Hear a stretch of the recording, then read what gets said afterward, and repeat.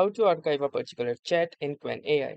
So hey guys, welcome to this quick and easy tutorial. In this short tutorial, I'm going to show you how you can archive a particular chat in Qwen AI. So if you wish to archive any particular chat, the steps are fairly very simple. First, head on to the chat.qwen.ai, which is the official Qwen Studios, where you can find all of your chats within the same. Now, for example, let's say I wish to archive this particular chat. So what I can do is simply click onto these three dots right here. And from here, I can simply click onto this archive button. Once done, you can see that the chat has been successfully archived. Apart from that, let's say if you have multiple chats out there, then what you can do is simply head on to settings, go to the chat option, and from here you will see this option that says archive all chats. So using this, you can click onto this archive all chats button. It will ask you for a file net information. You need to click on confirm, and it will result in all of the chats getting archived, thus saving your time.